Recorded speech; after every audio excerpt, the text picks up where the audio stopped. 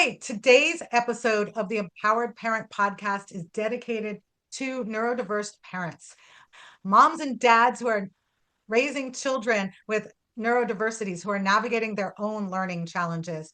I'm honored to welcome Myriam Martinez of Myriam Martinez Coaching and Consulting, who specializes in adulting with learning disabilities, therapy, leadership coaching, organizational consultation, and speaker with over 20 years experience in mental health and personal development. As a neurodivergent individual herself, she brings both live experience and deep clinical insight to her work, helping reconnect with confidence, clarity, and purpose through neuroscience, creative, and practical strategies. Myriam, welcome. We're so glad to have you here today. Thank you, Jess. Thanks for having me. Yes, I'm glad you were able to make it and that we can have this conversation about neurodivergent parents because I've never addressed that. And most of the time, one of the two parents of the children that we are raising who have neurodivergence, the parent is also, in my case, both parents, my husband and I have Mhm. various neurodivergence, but it's typically one of them. So it's really great to be able to address the issues that the parents themselves may be dealing with and may not even realize they have. I know for me, my husband and I didn't know we had dyslexia until I started helping our kids. So anyway, I'm excited to learn about what you're doing and how you help people. Yeah, I think that that's a great place to start because I think most of us as adults, which is why, I am committing to working with this population, of just adults in general that are discovering their own neurodivergency or that they're curious about it, is that they haven't known for an entire lifetime. And it usually comes through the doorway of the child being diagnosed, right? For them to one of the parents or both of the parents to figure out. Like in my family, it's more like your family where first my daughter got diagnosed and then my husband was evidently ADHD. And then it took me a little bit longer because I'm more of an ADHD range where I have a nice mix of autism with ADHD running concurrent, right? And for women, this is important for, all of the moms out there, especially girls don't get diagnosed, as very early on, especially with the ADHD, because it does not show up as hyperactivity. Mhm, And girls are also more conditioned to behave, to mhm. kind of control their behavior. It's less socially acceptable for them to misbehave. And so women grow up masking, and then overperforming a lot of the time. And so in my work in parenting, because I've been working with kids for over 35 years, that's kind of hard to say out loud, right? But I've been working with kids for a really long time. And what I have noticed across, the span of my career is how much moms and dads suffer when there's something going on that they don't know what it is, and it's really interfering in their parenting, right? So I Mhm. really like to help adults really understand what is their particular flavor of neurodivergence, like where in this giant umbrella, right, of neurodivergence do they fall, and to better understand how it shows up for them, how it might interfere, in their parenting, and of course, being able to bring in some tools around how they can manage that, especially around the overstimulation. So, would you be willing to share what some of the tools are that you offer the families or the Mm-hmm. parents? Yeah, it kind of depends on what the goal is, right? I think when you're parenting a child, that's neurodivergent, then I think the parent's role is to really understand, again, that particular flavor of neurodivergence so that they don't misinterpret the behavior in a negative way, Mhm. right? So that But they can understand. unfortunately, so often that is what we as a society do, teachers, parents, everything. Yeah, I feel like I call it an antiquated way of looking at a child, which is again kind of fitting in a box. You have to behave or look a certain way or perform in school in a certain way or whatever it is, to be like a good kid. And anybody that falls outside of that is, maybe a little questionable, right? So, I think kids today have more advantage in that there's resources like you and, et cetera. There's more dialogue about it, certainly. But what most of the adults that I work with struggle with is a lot of shame because they did not have this as kids. And so they've spent a lifetime feeling like they're, like they're failing, like they're not smart, like they're, not good enough, like they can't do things, like, whatever it is, some kind of negative inner narrative. And so a lot of the tools are around just understanding that wasn't the case, right? Like you were never a bad kid, because if you carry that into your parenting, right, then you're going to be really sensitive and take your kid more personally, right? Which then interferes in your relationship, right? So if you can start with that part, like I think that is such a huge, huge component, right? Like look at your own experience around that and change your narrative, right? So that you're not carrying that narrative into your parenting. You can just show up for your kid in the present without any of that, baggage, so to speak, interfering. I mean, that definitely sounds easier said than done. 100%. 100%. But I think that is a really important place to start for parents. Yeah. Basic stress management stuff is, where we would probably start is, what's happening with your body, your dysregulation, what are the things that are overstimulating you? Again, you have to understand what are the things that overstimulate you.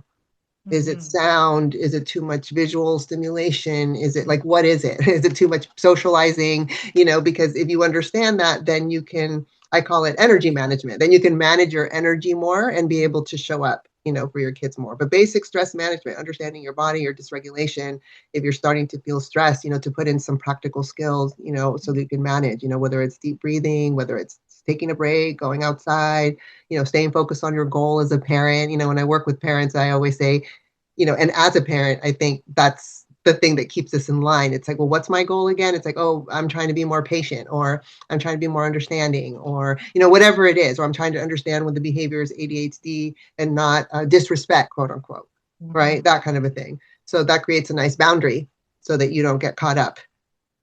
Well, it's funny you were talking about disrespect, because I was just on the phone with someone and she said her 11-year-old daughter was disrespectful to adults. And then she was giving me an example of what her daughter said. And this is kind of on a different note, but what her daughter says is exactly how she speaks to her daughter. So the That's daughter often the was, case.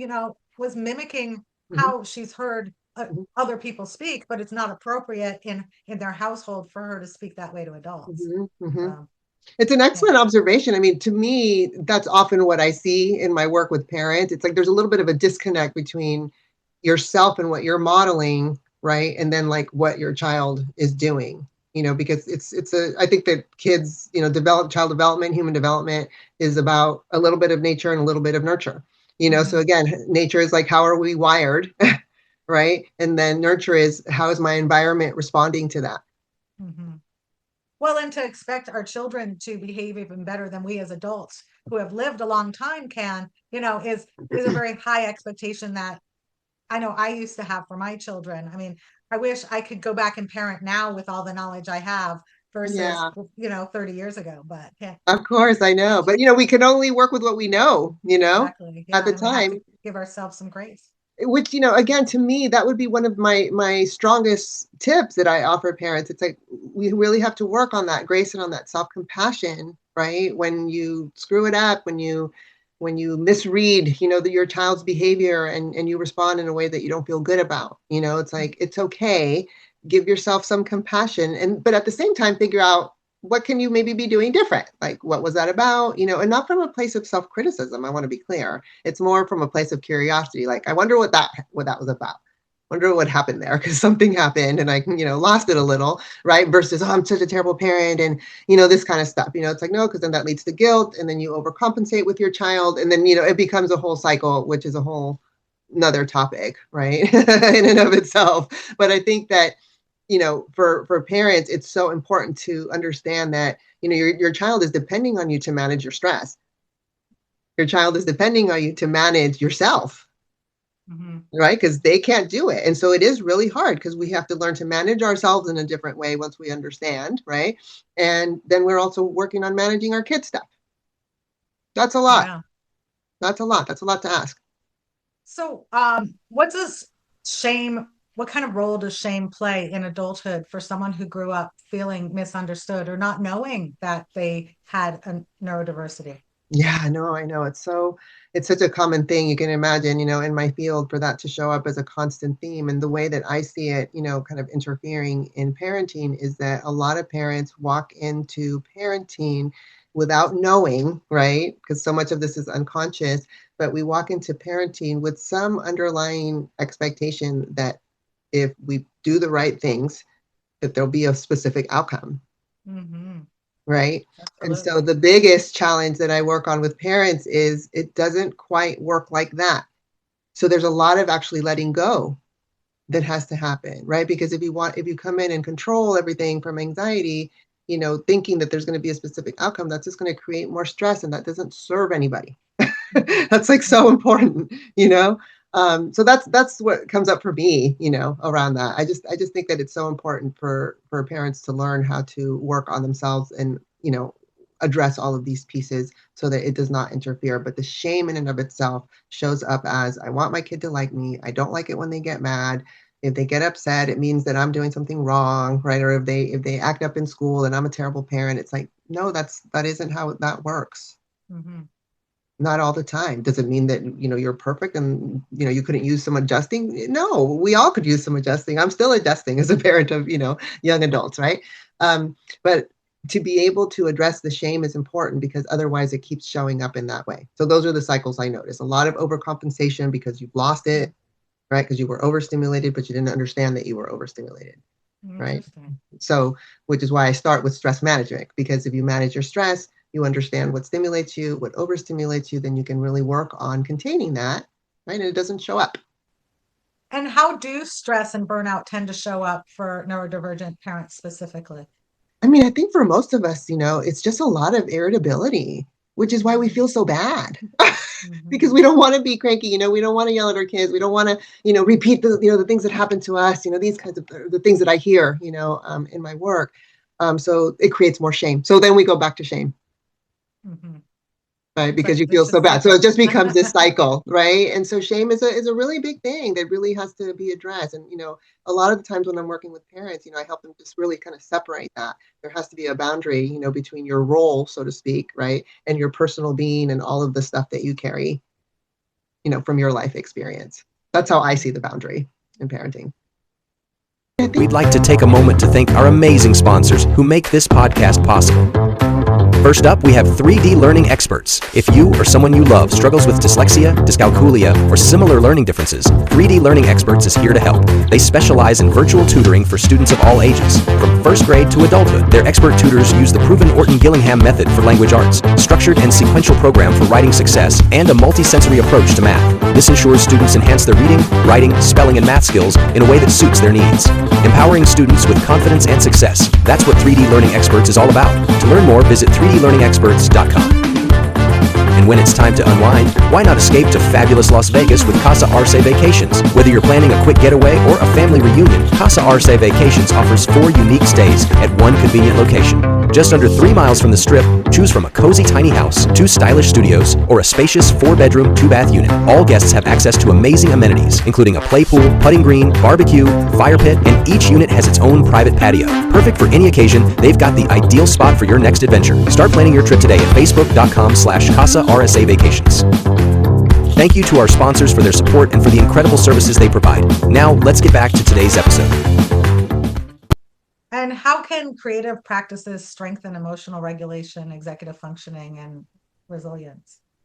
Well, I mean, that's a really big question. But I think that because I think we as a society, we operate very cerebrally, I say we're always kind of in our left thinking, analytical brain, that's the way of our culture. And neurodivergent people, because they have high sensory needs, right? Art and creativity is something that can address that can soothe that can, help regulate that.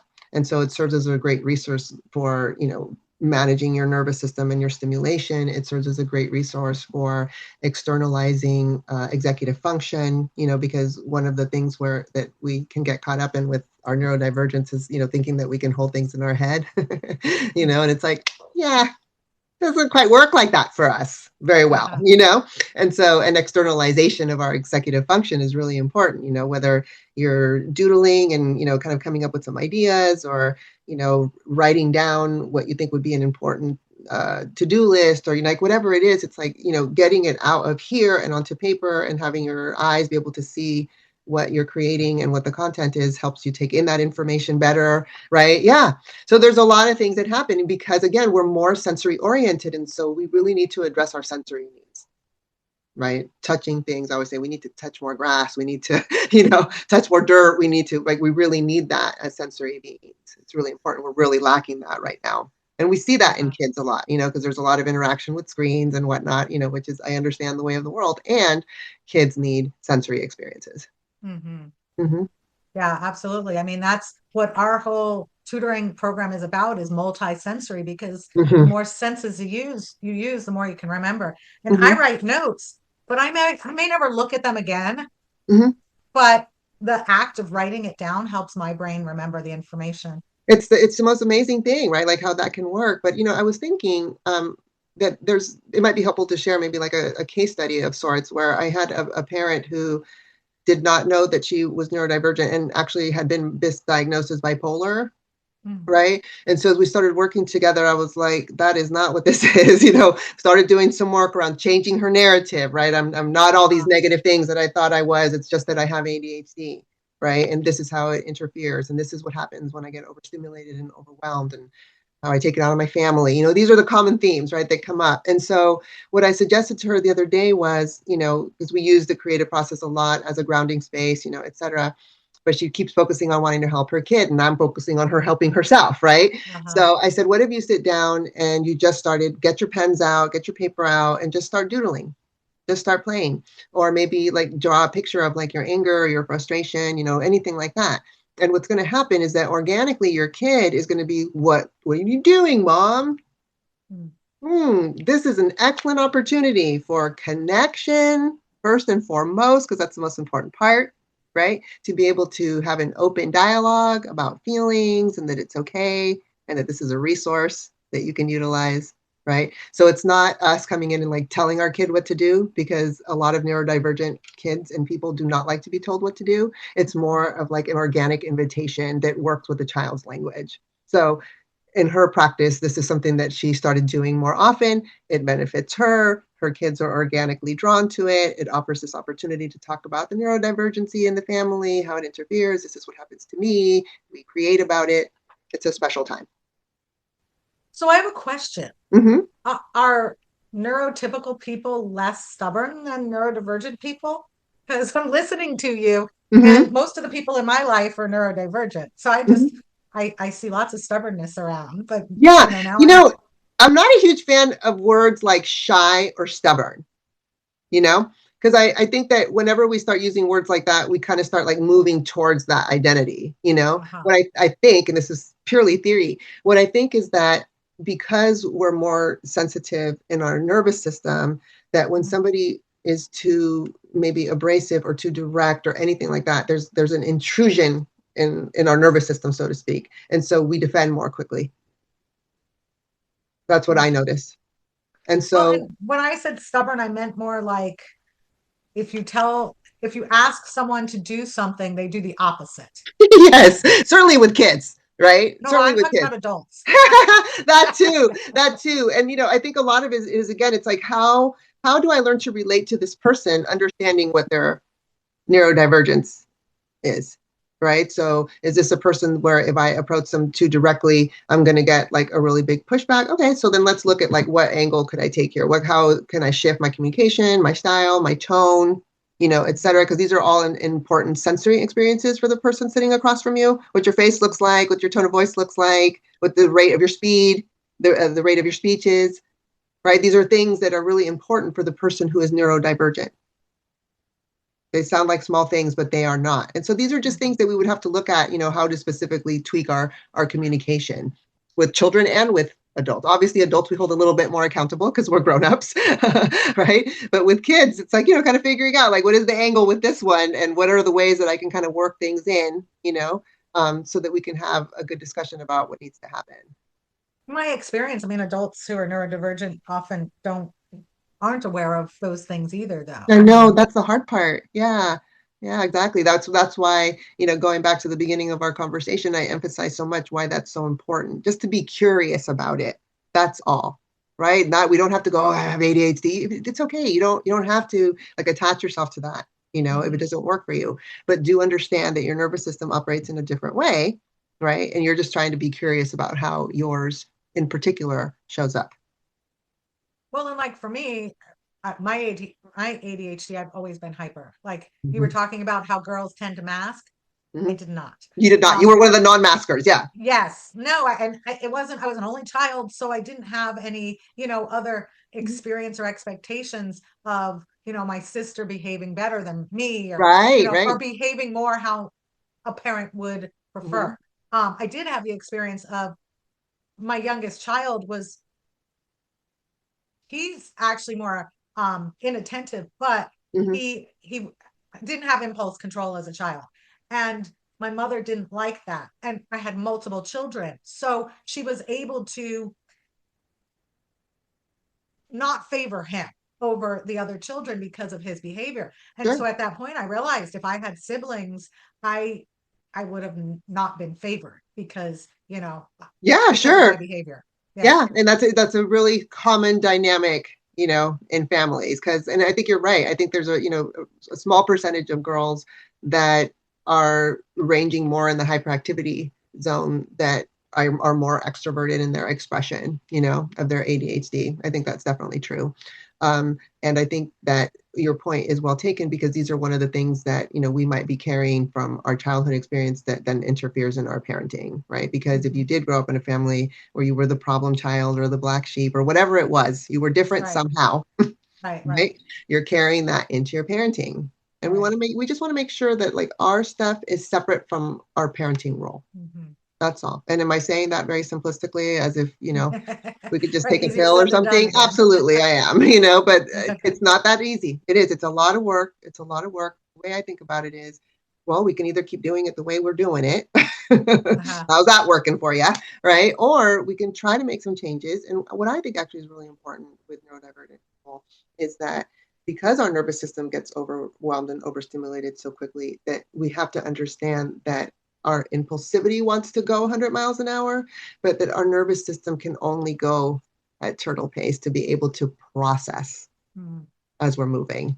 That is a very, very difficult thing to balance, right? And so change means that if your kid is having, a tantrum 10 times a day, and you're working on it and you're working on it, and in the next couple of weeks, your kid is only doing it 5 times a day, it's like, that's what progress looks like. Right, until we get to more or less the range that feels better or more comfortable for everyone in the family. Do you have any suggestions for how the workplace or a partner can better support a neurodivergent adult? Yeah, I mean it's a growing field, for sure. And it's, I think the statistic I read is that, these diagnoses are going up something like 300%, you know what I mean, in the last maybe 5 or 10 years, something like that. So it's an ongoing thing. I think that there's a couple of pieces to it. When adults have formal diagnoses from a licensed practitioner, and they can bring that to their employer, then more likely than not, I don't know state by state, obviously, but you fall under ADA, right, which is Americans with Disabilities Act, because it's considered a disability. And so more likely than not, your employer is required to create some kind of accommodation. If you don't have a formal diagnosis, then that becomes a little bit more challenging in how you can negotiate that, but what I think employers can be doing is, it goes back to the same thing. It's like, what I think employers can be doing is saying, oh, this is interesting. This is a growing trend. Maybe we should look at this. Maybe we should think about what this looks like in real time in our organization, to have almost half of our people fall under this category, right? And what are some things that we could tweak, like our communication style or certain expectations, right? Or perceptions, right? That somebody who has ADHD is not lazy, things like that, right? Those are, I think, were the best things that any organization can do. So that brings me to another question. Being able to get a diagnosis of like autism as an adult seems very difficult. It is very challenging. Because my one of my children went to a therapist at 24 and was told, I think you're on the autism spectrum. And now they said Asperger's. That was, almost 10 years ago. Of course, yeah. And that was the first time that the idea that anyone in my family was autistic, and now we all think we have some degree of autism, right? Yeah. But the insurance would not cover testing after the age of 24, and he was already 24. Exactly. So people are paying, thousands of dollars to get formal diagnoses. Oh, so you can pay privately to do it. Yeah, you can go to psychiatrists. I mean, I know a couple of Uh-huh. therapists that will do those kinds of assessments, if anybody needs that kind of resource, it's Uh-huh. pricey. There's no way around that really. But again, for me personally, I think that, again, unless you really need it for an accommodation, then I encourage people to just trust themselves and what they're seeing, in the criteria and what they're feeling and what they're sensing about themselves, and just trust that. You don't need a formal diagnosis, to trust and know what you're seeing in yourself. Right, absolutely. Right? Yeah. Yeah. And in many cases it doesn't matter, but like in a situation of when I it was is, I was trying to get my youngest son into a program for autistic adults, and when we took him to Kaiser when he was 12, they said he had sensory processing disorder. Well, as I went through my podcast, I started to learn that literally is one of the largest characteristics of autism. So, but he wasn't diagnosed with that. And so he couldn't qualify for the assistance to be a part of this program. Now, it turned out his journey went a different way, and he actually works at that program in the cafe. And so they're very patient with him. He's been working there 3 years, and he got his certificate to be a baker. So, it didn't work out how I had planned, but my point was, like, if he had an official diagnosis, then he could have gotten, it was like $60,000 a year worth of funding. That's the difference it made. I mean, it's huge, but I think that, you're now you're talking about a systemic issue, Right. right? Which is so much bigger than any of us. And I think that, with autism, as autism especially has so many misconceptions about it. You know what I mean? People think about it in the extreme range, like Rain Man level or something like that, and they're not understanding that it's quite a spectrum. That's why it's called a spectrum. Right? That not everybody looks like that or fits what's the criteria in the present. So we have some updating, I think, to do in our diagnostic criteria to help more people get the correct diagnoses for them. Well, and I think our society is still embarrassed to acknowledge our neurodiversities, right? Where, I mean, yes, some of it can be negative. However, there can also be great positives from it. I mean, there's, 100. Inventors, artists, musicians, actors, performers, sports people who probably wouldn't be as amazing as they are if it weren't for their neurodiversities. That's right. Exactly. So there's a lot of work to be done around the misconceptions, for sure. There's a lot of work to be done around the systemic piece of how we look at this, because what I think is important to recognize, which I think you and I talked about before, is the difference between neurodivergence and neurodiversity. Right? Can you share about that? Yeah, no, because neurodivergence, right, really comes from the word neurotypical. It's how we break these things down. So what does neurotypical mean? It means that, quote unquote, the majority of the population behaves in this way, right?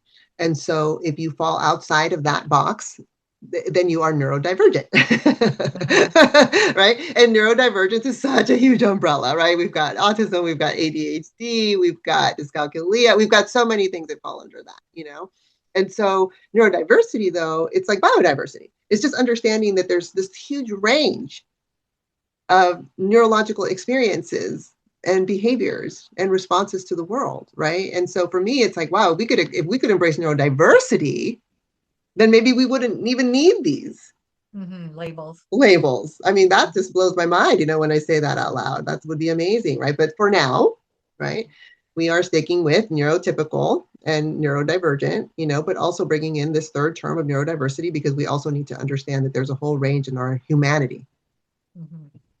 Well, I wrote a blog, or it was an article years ago, and someone commented and said, you Americans just like to label and put everyone into boxes. What are your thoughts about that?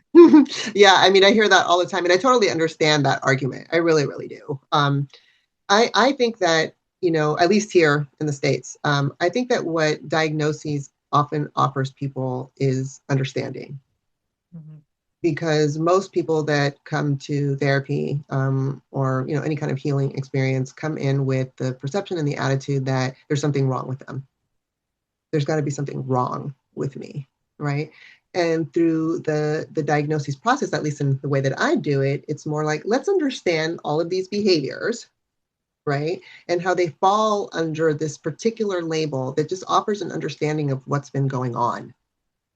Right. So if you've been having trouble getting out of bed, and if you feel really unmotivated and you feel really sad all the time, we can say, God, that really sounds like you're depressed. And believe it or not, for some people, it's like, oh, Mm. is that right? So it just offers a little bit Right. of understanding of your experience. Mhm. I don't think that that has to be our identity. Mhm. Good point. That's where our boundary maybe should be.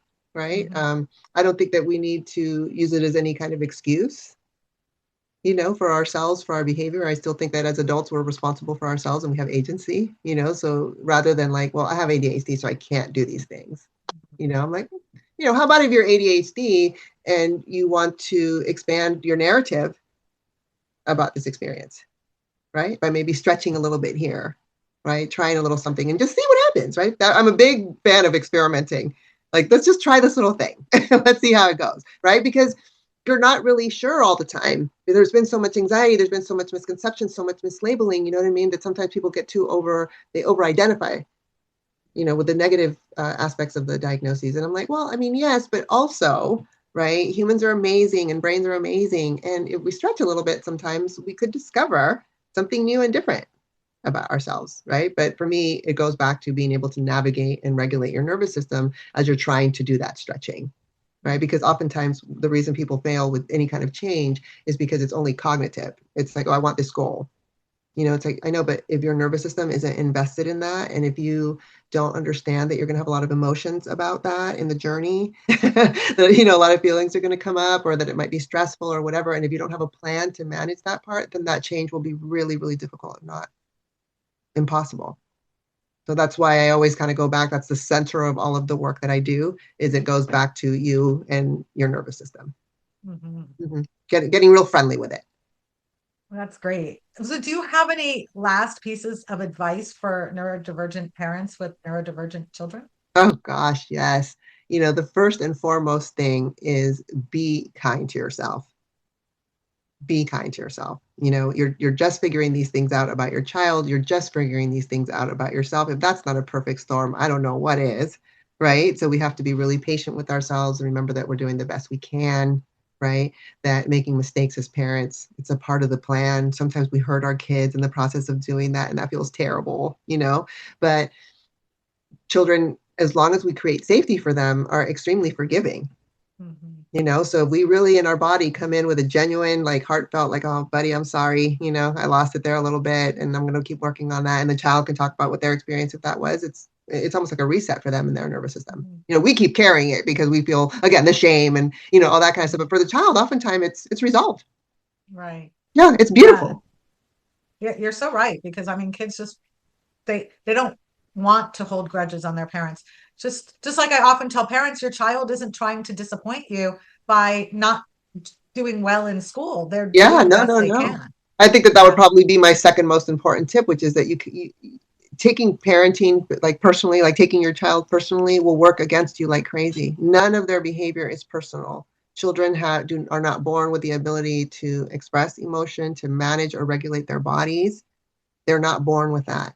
It's our job to teach them, but we expect kids to know how to do that. We expect them to be little adults. And it's like, well, that's the setup because they can't do that. So how about if we just kind of embrace that our job is to teach them? So if they do have a meltdown, right, we can work with the meltdown. We can then process the meltdown, right, and work towards having more of a plan around how we're going to continue to work on that. Right? Yeah. Okay. And finally, where can our listeners connect with you if they wanted to learn more about working with you? Oh gosh, yeah.